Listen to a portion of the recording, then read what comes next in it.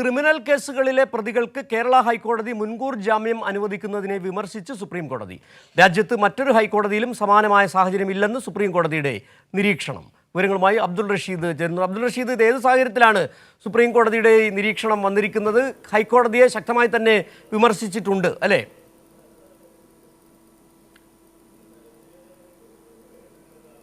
Siju, criminal കേസുമായി ബന്ധപ്പെട്ട ഹർജി പരിഗണിക്കവെയാണ് സുപ്രീം കോടതിയുടെ ഭാഗത്തു നിന്നും ഇത്തരത്തിലൊരു നിരീക്ഷണം വന്നിരിക്കുന്നത്. ക്രിമിനൽ കേസുകളിൽ മുൻകൂർ ജാമ്യം നൽകുന്നത് കേരള ഹൈക്കോടതിക്കെതിരെ ഒരു വിമർശനമായിക്കൊണ്ടാണ് ഇത്തരത്തിലൊരു സുപ്രീം കോടതിയുടെ ഭാഗത്തു നിന്ന് ഉയർന്നിട്ടുള്ളത്. എന്തായാലും മുൻകൂർ ജാമ്യം അനുവദിക്കുന്നതിൽ മറ്റൊരു സംസ്ഥാനത്തും ഇല്ലാത്ത നിലപാടുകളാണ് കേരള ഹൈക്കോടതി എടുക്കുന്നത്. പ്രത്യേകിച്ചും പ്രതികൾ മുൻകൂർ ജാമ്യത്തിനായി ആദ്യം സമീപിക്കേണ്ടത് സെഷൻ കോടതികളെയാണ്. ഈ സെഷൻ കോടതികൾക്ക് മാത്രമായിരിക്കും ഈ കേസുമായി ബന്ധപ്പെട്ടുള്ള കൃത്യമായിട്ടുള്ള വിവരങ്ങൾ അറിയാൻ കഴിയുന്നത്. ഇത്തരത്തിൽ സെഷൻ കോടതിയെ സമീപിച്ച് പിന്നീട് ഹൈക്കോടതിയെ സമീപിക്കുകയും ഹൈക്കോടതിയും ജാമ്യം അനുവദിക്കുകയും ചെയ്യുന്ന നടപടി അനുവദിക്കാനാകില്ല എന്നതടക്കമുള്ള ഒരു വിമർശനങ്ങൾ കൂടിയാണ് ഇപ്പോൾ സുപ്രീം കോടതിയുടെ ഭാഗത്തു നിന്നും ഉണ്ടായിട്ടുള്ളത്.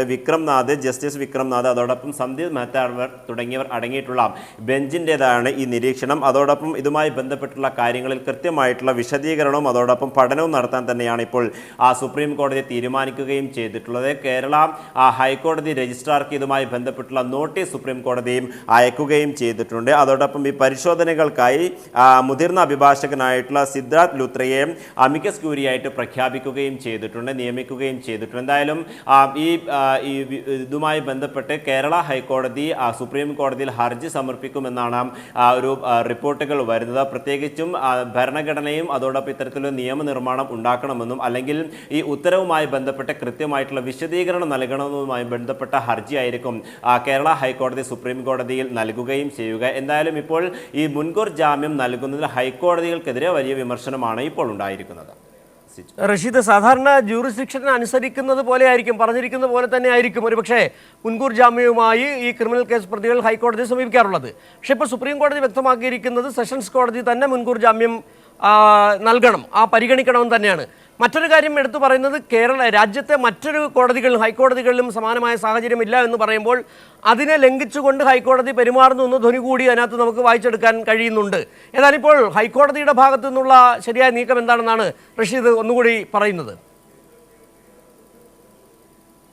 സിജു, തീർച്ചയായും സുപ്രീം കോടതിയുടെ ഭാഗത്തും ഇത്തരത്തിലൊരു നിരീക്ഷണം ഉണ്ടെങ്കിൽ പോലും നിയമപരമായി ഇത് അല്ലെങ്കിൽ ഭരണഘടനാപരമായി ഇത് ഏത് തരത്തിലാണ് കൊണ്ടുപോകേണ്ടതെന്നൊരു വ്യക്തത ഇപ്പോൾ സുപ്രീം കോടതി വരുത്തിയിട്ടില്ല. നിലവിൽ ഈ മുൻകൂർ ജാമ്യം, പ്രത്യേകിച്ചും ഈ ക്രിമിനൽ കേസുകളിലടക്കമുള്ള മുൻകൂർ ജാമ്യങ്ങളിൽ ഈ കേസ് പരിഗണിക്കുകയും അതോടൊപ്പം കൃത്യമായിട്ടുള്ള വിവരങ്ങൾ അറിയാൻ കഴിയുന്നത് സെഷൻ കോടതികൾക്ക് മാത്രമായിരിക്കും. ആധികാരികമായിട്ടുള്ള അധികാരങ്ങളും സെഷൻ കോടതികൾക്ക് മാത്രമായിരിക്കും എന്നുള്ളൊരു നിരീക്ഷണമാണ് ഇപ്പോൾ സുപ്രീം കോടതിയുടെ ഭാഗത്ത് നിന്ന് ഉണ്ടാവുകയും ചെയ്തിട്ടുള്ളത്. ഇതിൽ ഒരു കൃത്യമായിട്ടുള്ള വിശദീകരണവും അതോടൊപ്പം ഈ എന്തുകൊണ്ടാണ് ഇത്തരത്തിലുള്ള നിരീക്ഷണം ഉണ്ടായിട്ടുള്ളത് എന്നതടക്കമുള്ള വിശദീകരണം തേടിക്കൊണ്ടായിരിക്കും ഇപ്പോൾ കേരള ഹൈക്കോടതിയുടെ ഭാഗത്തു നിന്നും സുപ്രീം കോടതിയിൽ ഹർജി എത്തുക എന്നുള്ളതാണ് ഇപ്പോൾ നമുക്ക് മനസ്സിലാക്കാൻ സാധിക്കുന്നത്. എന്തായാലും വിഷയം കൃത്യമായി പഠിക്കാൻ തന്നെയാണ് ഇപ്പോൾ സുപ്രീം കോടതിയും തീരുമാനിക്കുകയും ചെയ്തിട്ടുള്ളത്. അതേസമയം ജസ്റ്റിസ് സന്ദീപ് മെഹ്ത പറയുന്നത്, അദ്ദേഹം രാജസ്ഥാനിലെ ഹൈക്കോടതിയിലടക്കം ഇത്തരത്തിൽ ജഡ്ജിയായിരുന്നിട്ടുണ്ട്. ഈ സമീപ കാലങ്ങളിലൊന്നും തന്നെ ഇത്തരം കേസുകളിലൊന്നും ഹൈക്കോടതി ഇടപെടുകയോ അല്ലെങ്കിൽ നേരിട്ട് ജാമ്യം നൽകുകയോ ചെയ്യുന്ന സ്ഥിതിവിശേഷങ്ങൾ ഉണ്ടാവുകയും ചെയ്തിട്ടുള്ള കേരളത്തിലെ ഹൈക്കോടതി മാത്രമാണ് ഇത്തരത്തിലുള്ള ജാമ്യം അനുവദിക്കുന്ന രൂക്ഷ വിമർശനം കൂടി ഇപ്പോൾ കേരള ഹൈക്കോടതിക്കെതിരെ ഉയർത്തുകയും ചെയ്തിട്ടുണ്ട്. എന്തായാലും കൃത്യമായിട്ടുള്ള പഠനം നടത്തണം എന്നുള്ള കാര്യം തന്നെയാണ് ഇപ്പോൾ സുപ്രീം കോടതി തീരുമാനിക്കുകയും ചെയ്തിട്ടുള്ളത്. അതിൻ്റെ അടിസ്ഥാനത്തിൽ തന്നെയാണ് ഇത്തരത്തിൽ മുതിർന്ന അഭിഭാഷകനായിട്ടുള്ള സിദ്ധാർത്ഥ് ലുത്രയെ അമിക്കസ് ക്യൂറിയായും സുപ്രീം കോടതി നിയോഗിക്കുകയും ചെയ്തിട്ടുള്ളത്.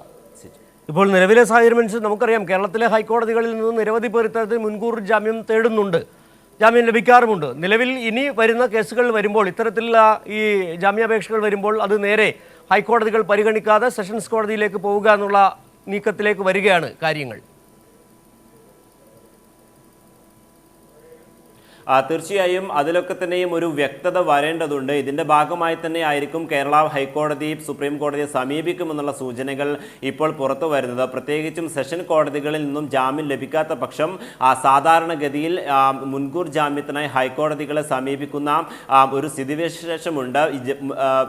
ഇത്തരം കേസുകളിൽ, ക്രിമിനൽ കേസുകളിൽ മാത്രമല്ല നിരവധി കേസുകളിലും ഈ ഒരു സമീപനം തന്നെയാണ് ഉണ്ടാകുന്നത്. ഇതിനെതിരെയുള്ള ഒരു വിമർശനമാണ് ഇപ്പോൾ സുപ്രീം കോടതിയുടെ ഭാഗത്ത് നിന്ന് ഉണ്ടായിട്ടുള്ളത്. എന്തായാലും നിയമവ്യവസ്ഥയുമായി ശരി, റഷീദാണ് ദില്ലിയിൽ നിന്നുള്ള വിവരങ്ങൾ നൽകിയത്. മുൻകൂർ ജാമ്യം നൽകുന്നതിൽ കേരള ഹൈക്കോടതിയെ വിമർശിച്ച് സുപ്രീം കോടതി. രാജ്യത്തെ മറ്റ് ഹൈക്കോടതികളിൽ സമാനമായ സാഹചര്യം ഉണ്ടാകുന്നില്ല. സെഷൻസ് കോടതികൾ തന്നെ മുൻകൂർ ജാമ്യം പരിഗണിക്കണമെന്നാണ് സുപ്രീം കോടതി ഇപ്പോൾ നിർദ്ദേശിച്ചിരിക്കുന്നത്.